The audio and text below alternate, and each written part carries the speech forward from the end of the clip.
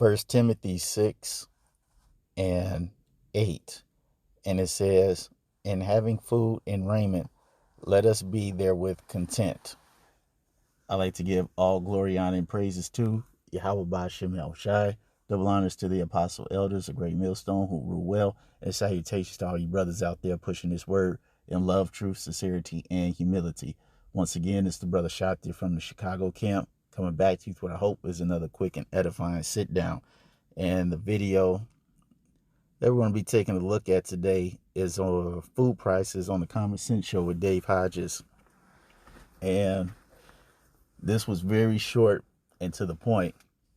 And I've never seen him talk like this, especially regarding the food prices, which lets you know that it's about to get very serious very soon. It's only about, I would even give it a minute longer. It's probably about 45 seconds. So we'll just let this play and get some scripture.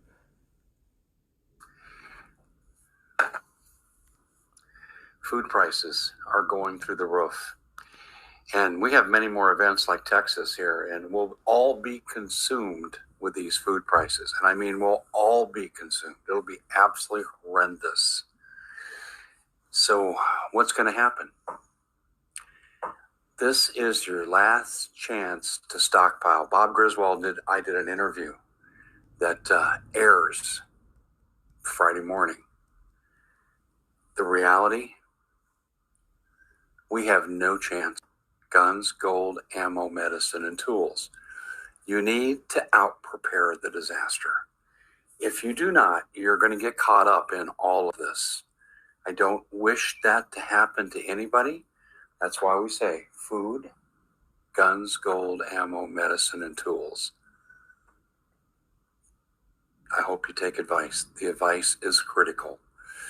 The time to prepare is near an end. Go to our links. Click them on, people, because they're filled with supplies that can help you. That's it. We'll see you back here next. Hey, you heard it from Dave himself. He said, at the rate inflation is going when it comes to affording food, the people have no chance. None whatsoever. And getting prepared for what's coming is at an end. All right. And you have a lot of people that are not going to be prepared. And one of the best parables about that is the ant. Now, granted,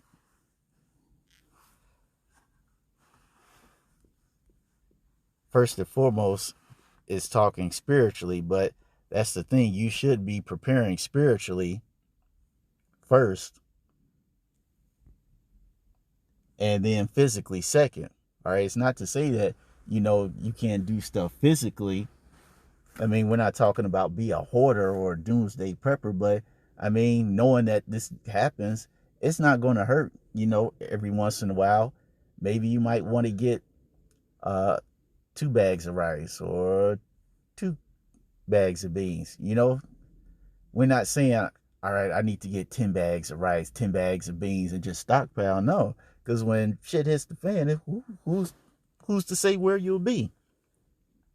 All right, this is Proverbs 6 and 6. And it says, go to the ant, thou sluggard.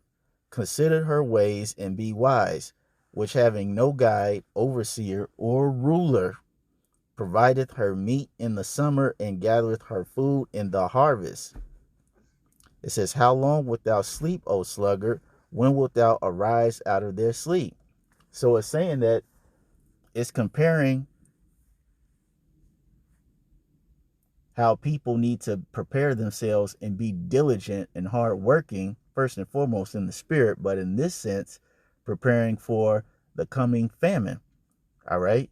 It's saying you need to prepare and work and discipline yourself like the ant. Why? Because it says, the ant which having no guide, overseer, or ruler provideth her meat in the summer and gathereth her food in the harvest. Why? because ants are insects that only come out in the summer when things are plentiful, when they have time to do things while the sun is out, which is also metaphorically speaking when things are good. All right, when things are beneficial, because the scripture says, hey, when it goes dark, no man can work. All right, meaning that literally when it's dark, no man can work, and also evil times. And it says, how long wilt thou sleep, O sluggard? Wilt thou arise out of their sleep? Basically, how long are people in the world like Dave Hodges, and how much more the men of the Lord who work in the spirit are going to tell you people to get prepared, that a famine is coming? How long are you going to sit there with your thumb up in your behind talking about you guys don't know what you're talking about? As every day passes, you find yourself paying 5 cents, 10 cents, 30 cents more for the same item that you was buying at the store 2 months ago. Okay? And it says, when wilt thou arise out of their sleep? Yet a little slumber, yet a little sleep, a little slumber, a little folding of the hands to sleep. Basically, all this procrastinated, I'll do it tomorrow, or when it happens, then I'll do it then. What does the scripture say? So shall their poverty come as one that travaileth, and thy want as an armed man. Meaning that by the time you try to get ready, first and foremost, spiritually, but in this sense, physically trying to get a little bit of food, all right, it's going to be too late. Like Dave said, if you try to prepare when all shit hits the fan, it's going to be too late, because guess what? Everybody and their mama is going to be out in the street trying to get some food, trying to get some water by any means necessary. And you're going to have those violent uprisings as prophesied in the book of 2nd Ezra, the 15th chapter, where it talks about how a man is going to have no pity on his neighbor. It's going to be every man for himself, trying to provide for themselves and their family. So, for all you jakes out there that are BSing, thinking that this famine is not going to hit, hey, you got another thing coming. This thing is happening whether you want to believe it or not. So this is an issue that is only going to get worse, and that many of you all need to pay attention to. So I hope you all were edified, and until next time, we're going to say shalom.